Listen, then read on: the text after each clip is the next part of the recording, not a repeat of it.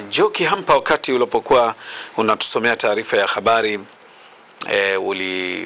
ulifanikiwa kupata sauti ya waziri mkuu wa Kenya Raila Amolo Odinga almaarufu Gwambo, ambaye yuko kule Abidjan, Cote d'Ivoire, kwa ajili ya kuwa ni mpatanishi wa Umoja wa Afrika. Unadhani Laurent Gbagbo anaweza akatolewa kijeshi kweli pale?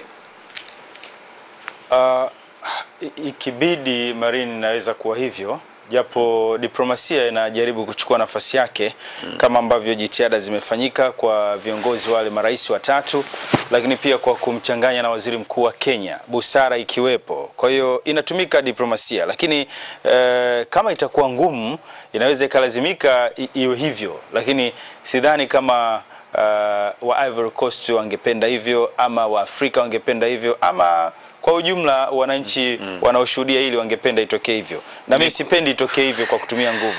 Tutumie diplomasia. Ulisoma neno moja ambalo labda linaniashiria zama nyingine za demokrasia za Afrika hizo, kwamba rais ataondoka madarakani, mali zake zitalindwa, maslahi yake yatalindwa. Manake hata kama ikiwa yeye ameiba, amefanya nini, basi aondoka hapo madarakani, lakini vyote tutakulindia. Hii Marine inaweza ikawa imekaa vile kwa sababu wameona kwamba hataki kuachia madaraka kwa hofu labda vitu hivi atavipoteza. Lakini sasa ili kutumia diplomasia nzuri zaidi, tuvilinde hivyo. Tutakulindia mali zako, tuachie nchi yetu, wananchi wawe na amani. Basi raha kweli kweli. Na hapa naye Sheikh mkuu wa mkoa wa Dar es Salaam Alhad Musa Salum, karibu sana. Naam Sheikh, umepokeaje kauli ya Mheshimiwa Rais hii?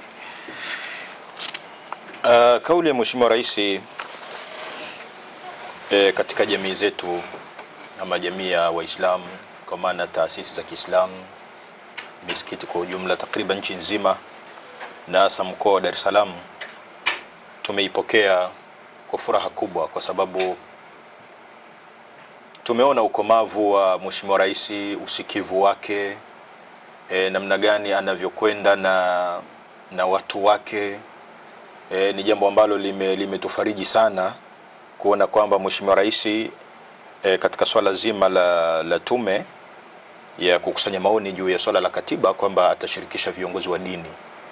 Na sisi kweli tuna mambo yetu kama viongozi wa dini au kama Waislamu pia, ambapo tungependa katiba iweze kuyazingatia. Kwa hiyo tumepokea jambo hili kwa furaha kubwa na tunampongeza sana Mheshimiwa Rais kwa hili. Tunampongeza kabisa kwa sababu ni jambo ambalo linaleta mustakabali mwema kwa taifa letu. Sawa.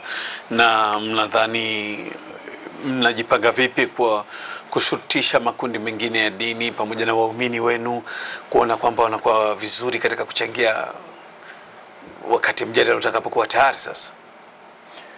Tutaendelea kujipanga na tumekushaanza kujipanga. Chini ya Mheshimiwa Mufti ana jopo lake lile la mashehe, bila shaka atakutana nalo, lakini pia kuna taasisi nyingine mbalimbali za Kiislamu kwa kushirikiana na misikiti yetu. Tutaona kwamba namna gani waumini wanashiriki kama watakavyoshiriki wananchi wengine, kuona kwamba tunapata katiba ambayo itazingatia haki zetu pia ndani yake. Lakini tayari katiba yenyewe ni haki, labda mlikuwa nafikiria kuna vitu ambavyo labda vingelikuwa vizuri zaidi. Viko vitu vingi ambavyo tunafikiria vikiwemo ndani ya katiba ambavyo wenyewe kama jamii ya viongozi wa Kiislamu mnaanza kujipanga katika haya, kwamba ukifika wakati tutasema 1, 2, 3. Sawa. Wakati mwingi sana wa Tanzania wa mahodari sana wa kusema tu tunataka hichi, tunataka kile, kikifika wakati ikihusisha mchango wa mtu mmoja hatuwaoni. Ndio ni tatizo. Mnafikiriaje katika nyinyi kuhamasisha wa Tanzania sasa ili waweze kuwa na sauti moja na vitendo vyao viende vizuri katika kuchangia hii? Kitu kikubwa mimi ninaamini kwamba, na ndivyo ilivyo, kwamba kwanza hii katiba ambayo iliyopo Watanzania wengi hawaijui. na ili waweze kuchangia ni vizuri basi wakaelimishwa kwanza kuijua ile ya kwanza. Hapo nasisitiza elimu ya uraia. Yeah. Ili waweze kuchangia kile ambacho wanachoona kwamba kina mapungufu. Maana uweze ukachangia kitu kipya wakati hata cha zamani hukijui. Hata ile sura ya katiba ya zamani huijui. Kwa hiyo kuna haja kwamba ni lazima kwanza watu wetu ama wananchi waijue ile katiba ya zamani ilikuwaje na sasa hivi tunataka maboresho ya namna gani, ama kama ni kuandikwa upya, itategemea wewe unavyojua ile katiba iliyopita. Lakini kama hujui hii alafu unakwenda unaitaka mpya, ni kichekesho. Ni lazima kwanza watu wajue waliko. Sasa basi mnapangaje sasa kutumia nyumba za ibada labda kusisitiza elimu ya uraia, kwa sababu ni jambo muhimu, ni jambo ambalo mtaisaidia nchi, ni jambo ambalo mtamsaidia Mheshimiwa Rais. Mfano katika hutuba za swala ya Ijumaa au katika mikusanyiko mingine katika madrasa zetu. Mnajipanga vipi katika haya? Tutakuwa na semina au mikutano mbalimbali. Kwa maana mikutano ya maimamu, mikutano ya walimu wa madrasa, tunayo majukwaa ya kusemea. Kwamba na jambo hili kila imamu aone kwamba ni lake, asione kwamba ni kuchanganya dini na siasa. Maana kuna ulevi ule wa kuona mtu kwamba kwa nini nizungumzie katiba ndani ya msikiti au kwenye madrasa. Hapana, si wakati huu. Si wakati huu. Kwamba wakati huu ni lazima sio kuchanganya tu dini na siasa, tuikoroge hasa dini na siasa, tuseme mambo tunayoyataka ndani ya misikiti yetu. Ndani ya madarisi zetu tuzungumzie yale ambayo yanayotugusa. Kwamba tusione kwamba ukisema hili utaonekana unachanganya dini na siasa. Hapana. Makhatibu wa misikiti wazungumze na watu wao, walimu wa madrasa wazungumze na watu wao kwamba sasa tuko katika mchakato huu, Mheshimiwa Rais ataunda tume, ikija tunasemaje, tuna lipi ambalo mathalan utakuta kuna swala hili la kashfa. Lingewekwa wazi ndani ya katiba kwamba kashfa ni kitu gani. Kashfa hapa unakusudia nini? Yaani ile kufedhehesha madhehebu mengine au dini nyingine. Kuna utata kidogo. Au mihadhara, mambo ya mihadhara. Mambo ya mihadhara. Mathalan utakuta mtu anapelekwa mahakamani kwamba amekashfu dini nyingine. Lakini tungefika mahala kwamba lile neno kashfa likatafsiriwa na likawekwa vizuri kisheria, kwamba mtu anapolifanya hilo. Maana haiwezekani labda mtu umesema jambo na kuna andiko pale linathibitisha ulilosema, alafu inaitwa kwamba ni kashfa. Sasa inakuwaje ni kashfa wakati andiko ndivyo inavyosema? Ukweli ni huu na jambo uhalisia ni hili. Sasa mambo kama haya pia yatajwe kwamba sio kukashfu tu. Basi sawa, tutakupa nafasi. Bila shaka mtajiandaa kutoa nafasi ya mambo haya ambayo mnahisi ni muhimu sana yawekwe hadharani sana katika hili. Na mimi namaliza na Sheikh wa mkoa wa Dar es Salaam hapa. Katiba kwa miaka 50 tumekuwa nayo sasa, sio? Na imetengenezwa kwa kiasi kikubwa katika mwaka 77 na vitu kama hivi. Wanasema serikali haina dini, lakini wananchi wake wana dini. Kipengele hichi kwa kiasi gani unadhani kimefanikiwa katika katiba hii iliyoandikwa upya mwaka 77, na unadhani kama ilikuwa kuna mambo ya kuhamasisha zaidi, nini kifanyike katika mchakato mwingine unaotarajiwa kuanza hivi punde? Kwamba katiba yetu imetamka kwamba serikali haina dini, lakini raia zake wana dini zao. Ni kipengele ambacho kimetulia, na pengine Watanzania wenyewe ndio ambao watakaona kiboreshwe namna gani, hasa kwa mchango wa viongozi wa dini. Lakini niseme kuna mambo makubwa ambayo yanapaswa yazingatiwe katika uchangiaji wa hii katiba. Kwanza ukiangalia swala la umoja wa kitaifa, ni swala muhimu sana kwa Watanzania. Ni swala ambalo lazima liwekwe vizuri kwa sababu ndio msingi wetu mkubwa. Umoja wa kitaifa, swala la muungano, namna gani linaboreshwa zaidi. Ni mambo ya msingi kabisa yazingatiwe na kila Mtanzania aone anaboreshaje kwenye maeneo haya. Kwa sababu umoja wa kitaifa ndio kitu kikubwa ambacho leo kimetupa heshima kubwa na utulivu na amani na upendo katika nchi yetu. Haya ni mambo ambayo kila mmoja anatakiwa azingatie, anaweza kuyaboresha namna gani. Na katika hili la umoja wa kitaifa, Sheikh, ndio ambalo watu wanalitizama kwamba isitumike labda joto la kikatiba, sio katika kuona kwamba huo umoja unavunjika. Ndio. Na nini maoni yako katika haya?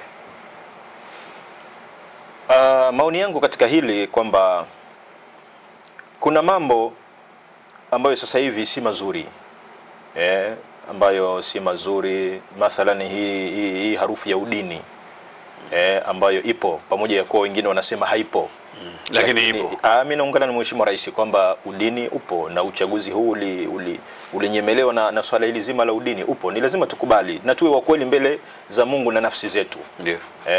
Kila mtu anaijua nafsi yake. Tuwe wa kweli mbele ya Mwenyezi Mungu kwamba udini ulikuwepo na ni jambo hatari kwetu sote. Ni jambo hatari kwetu sote. Tujirekebishe, tujipange sawa, turudi katika mstari ili tuwe na taifa moja ambalo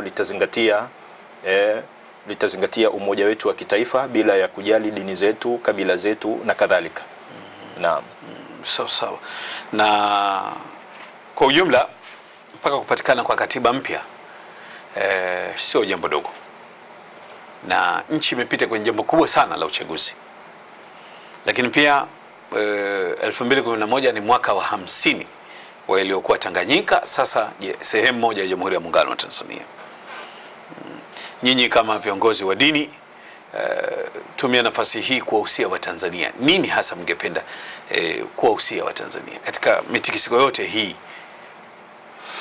Kwanza ni wahusie wa Tanzania, mimi ninaamini kwamba tukiwa na tabia ya usikivu kwa viongozi wetu na utiifu katika yale ambayo hawaendi kinyume na matakwa ya Mwenyezi Mungu Subhanahu wa Ta'ala, tutafanikiwa na tutakuwa na neema kubwa.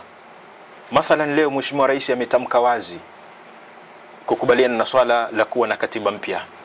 Tena akasema ataunda tume kuchukua maoni ya wananchi. Wanatokea wengine wanasema hatukubaliani na hilo, hatukubaliani na tume hiyo, liwe 1 2 3. Sasa au wengine wanasema hana dhamira ya dhati. Sasa dhamira ya dhati hiyo unataka aseme nini? Kwa sababu kitaratibu kwamba sisi tunahukumu kile kinachotoka katika mdomo wa mtu, kinywa cha mtu. Yale ya moyoni anayajua yeye na Mungu wake. Sasa ametamka kwa ulimi, tunatakiwa tukubali kile alichotamka. Kama hana dhamira ya dhati, wewe ndio una dhamira ya dhati bwana?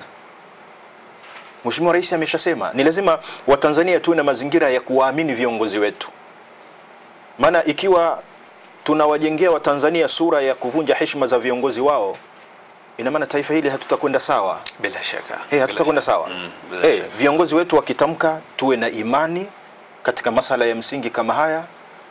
Tusiwachochee wananchi wafike mahala wasiwaamini moja kwa moja viongozi kwamba hawana dhamira za dhati. Wewe ndio una dhamira ya dhati bwana. Asante kwa usia wako, muda umekwenda kwa kweli. Shukrani, tukaribisha tena wakati mwingine, na tutaendelea kuwakaribisha viongozi wa madhehebu mbalimbali ya dini kusikia nini wanazungumza kuhusiana na hali hii. Mimi naitwa Marin Hassan. Leo ni Jumane ambayo ni tarehe ya 4 ya mwaka mpya huu wa 2011. Katika juma ambalo linaitwa, hili ni juma la kufanya dunia iwe nje ya vurumai na ghasia. Kwa hivyo ili ufanye hivyo, dumisha amani na utulivu. Asante.